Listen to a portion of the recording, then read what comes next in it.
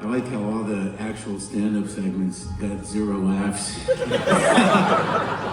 an observational thing, like, oh, he's just working it out. It's not the time to laugh, but that audience in the movie seemed to enjoy it. What do you want to do? So I want to start by asking how the project got started, like who initiated it, and I like this freeform, no chair business. yeah, I know. Julie Seabaugh, she reached out to me and pitched me on the idea, so that was it. Julie was the colonel. Yep, The start of the whole thing. She's watched me deconstruct for years. yes. That was it, yeah. And Mark, did you immediately want to get on board with the project? It was Did it seem like that? it was a leading question. Really had that feeling like this guy's into this. Look, it was really just a question of why are we doing a documentary? I'm not dead, and it's like I think I have some more to do. It feels like we could have waited till I died, but he was pretty insistent and kind of pushy in a very strange, passive way. He's like a genius of passive pushiness. He's like, no, you don't have to do it, but I'm just thinking, all right, so.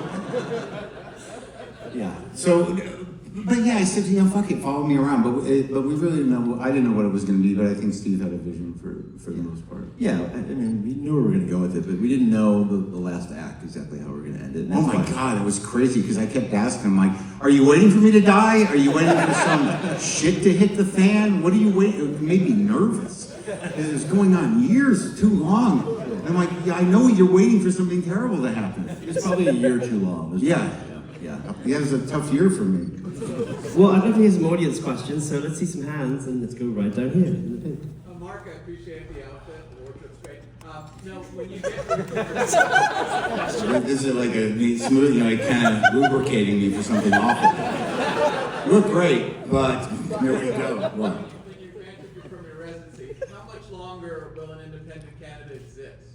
Okay, what am I, a fucking, I have no idea. I don't even know if I'll get the permanent residency anymore, but thanks for the buzzkill, and I'm glad that you saw this a time for me to speculate about the future of Canada.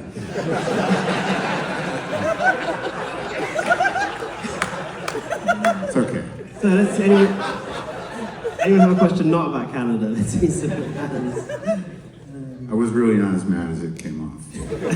You're fine. Yeah, that's good. Everyone's scared, I get it. Yeah.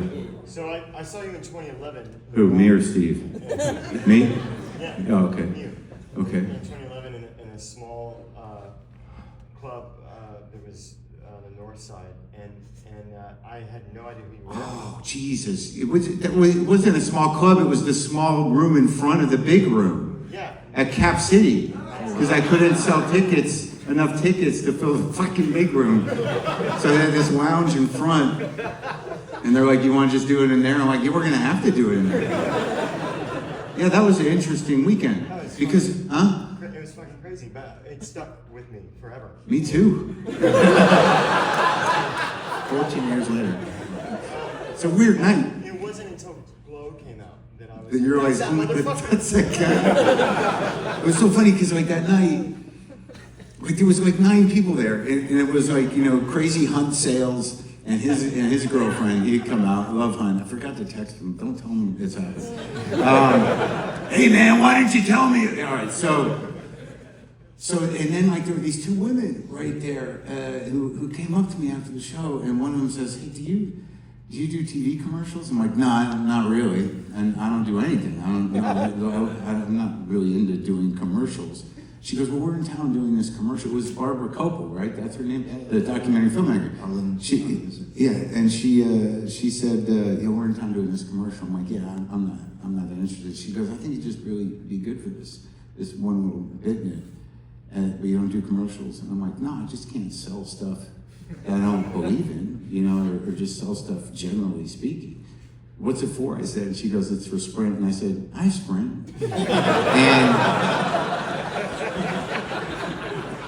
And I did the commercial, and it's a very small part, and it was one of these things where I played, it was just like, there were kids playing soccer or something, and I was supposed to be the coach, you know, and then she wanted reactions from the kids. This is why I remember it, because I did it like the next day. And she wanted me to, you know, get reactions, like, you know, laughter and, you know, maybe sadness and this kind of stuff. So she's shooting these kids, and I said to one of them, I said, "Do you like Harry Potter?" And the kid's like, and I go, "He dies in the next movie." And like the crew wouldn't even sit with me at lunch. They were like, "What kind of fucking monster are you?" And I'm like, "I don't have children. I don't know what you want from me." Okay, kids are. Yeah, let's see some more hands. I had a question. What? Oh, you have a question? You haven't actually said your question yet. Yeah, go ahead. My question is even in this documentary and the subject and what you've gone through, it's, you know, I've played music for 27 years, no breaks, it's still going. We'll get there. But what is it that has made you, through your time in this, and even in this catastrophe that you've gone through, what is it that makes you have to keep doing this? The question was, what is it that makes you have to keep doing Doing this? stand-up? Just Okay, yeah, moving. Well, you know, there's like a period, well, with her passing, like, you know, I was very sort of, I really had to frame it in a way that I could get through, you know, life and not. What was very helpful for me during that was that, like, you know, I wasn't the victim here, and that, you know, grief is, you know, is something that everybody goes through, and I really had to really kind of struggle to frame it in a way that would keep my brain together. In terms of the entire career, dude, you know as much as I do that, you know, you go through the first, you know, 10 years of your career, maybe, you know, even if it's not a career yet, thinking like, well, I could always, you know, teach, or I could always, you know, and then after, you know, like 15, 20 years, you know, you're like, well, I could always, and you're like, oh, fuck. You know, I haven't had a job since I was like a short order coach, you know, in 88 or something. I'm like, yeah, there's a big gap in the resume if I go into a restaurant job. So I think sadly, if you're touched with the perseverance. Well, it's not perseverance. You don't. It's weird if you have what you have and you have what I have. It's like you don't really have a choice. And all you can do is, you know, get by and hope for the best. But if you've been chosen by a particular form of expression and you live the artist's life, you don't really have a choice. And the heartbreak of it is brutal. And I managed to pull it out somehow, you know, despite I can't even explain it, but thank God it happened, and I hope it happens for you. But there's no guidance in this fucking thing, and you know, people, this is gonna tumble into sadness. You know, like well, it's amazing that you have that perspective, because when your last special, I guess it was on Netflix, released, and you talked about this, I was going through the grief of losing my mother after the pandemic, and that was the first moment where I actually had reprieve, or a notion that, you know, this is life. Yeah. And you have to. Good. Well, you're the guy. You're the guy I did it for. Seriously. Seriously, you're welcome. Thank you.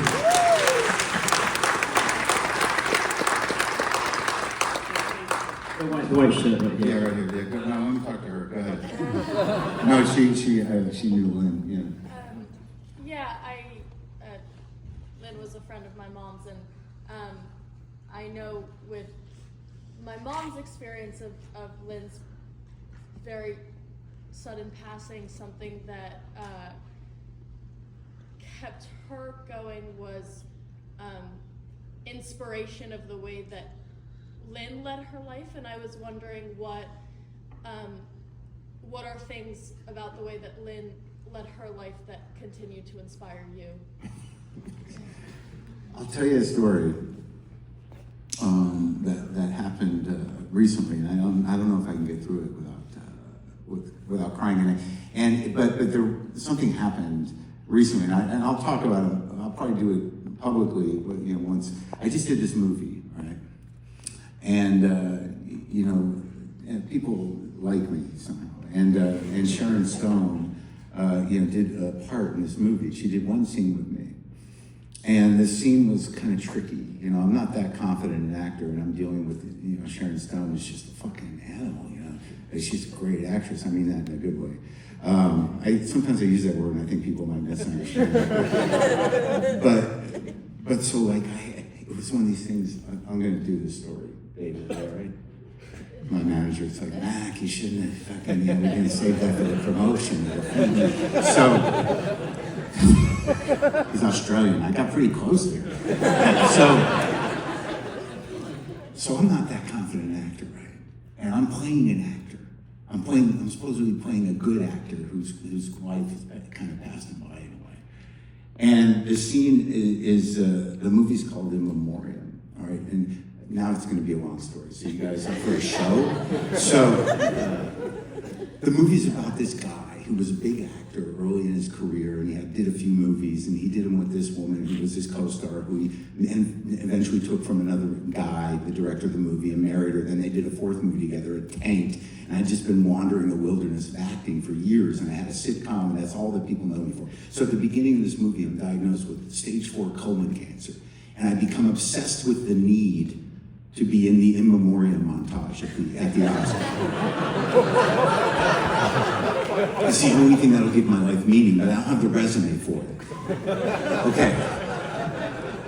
I'm gonna get around to what you asked me. So I have to figure out all these different angles of how to get into the In Memoriam montage. And eventually it looks like I might get in. And then it turns out my ex-wife, who is played by Sharon Stone, who I took from the guy, but she went on to become a huge actress, Oscar winner. I haven't talked to her in years. She announces that she has cancer, and I think she's going to knock me out of the montage. So I have to go to her. I haven't seen her in a year, and the arc of the thing was like, you know, I've got to be like, so, you know, when do you think you're gonna, you know, and then it moves into this other phase of like, you know, please make an announcement that you want me in it, and then it just moves into us breaking down and crying. Now I'm not a confident actor, and I'm dealing with Sharon Stone, and I get to set, and she's full Norma Desmond. I mean, it's in a mansion, she's got a turban on, and I walk on the set, I'm like, oh, fuck, this is real, right? We do 2 takes, and I feel like she just handed me my ass. And then I go into the trailer with my manager, and I'm in the trailer doing like Leonardo DiCaprio in Once Upon a Time in Hollywood. I'm like, what the fuck is happening? I can't fucking do this. It's Sharon Stone, you gotta get me out of this.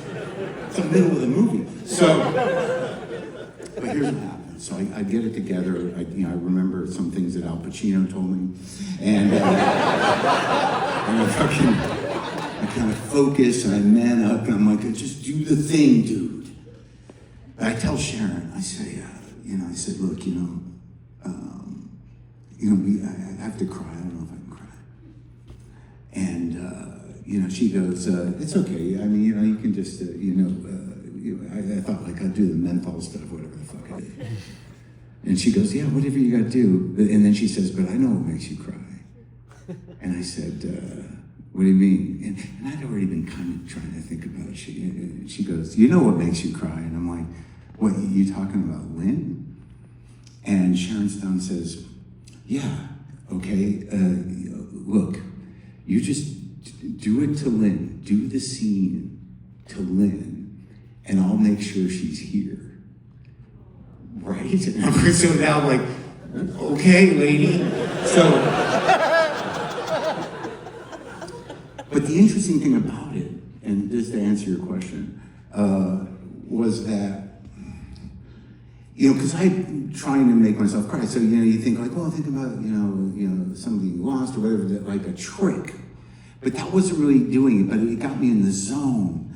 But what got me there was that, Lynn, always,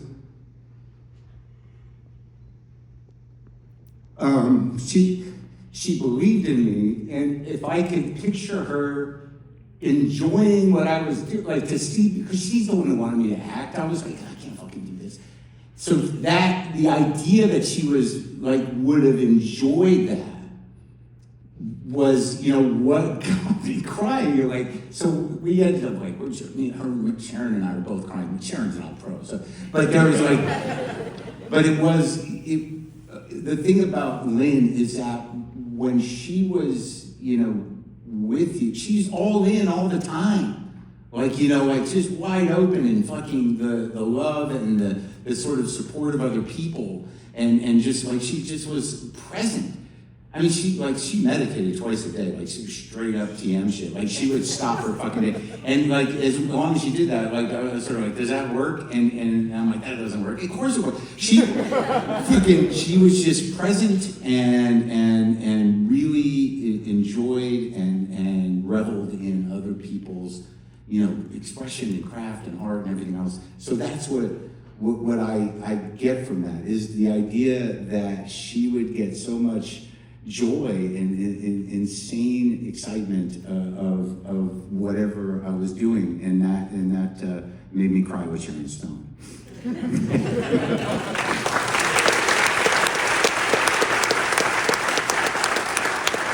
All right, we're just warming up. Give him a question so he's not just sitting up here. No, I was just gonna say something that you told me before we started, Mark. You were saying that this is where you premiered Sort of Trust.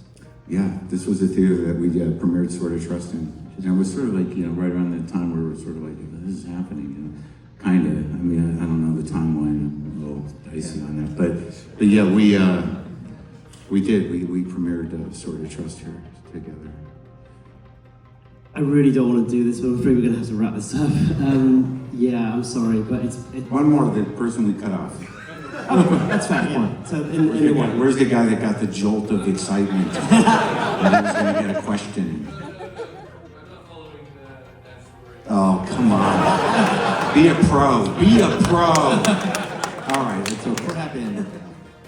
But thank you so much. It's been amazing. I'm just super grateful you're both here, and it's just incredible to have you back, and especially in this theatre, and to have you all here. So just want to say thank you so much. Thank you. Thank you. Thanks for staying.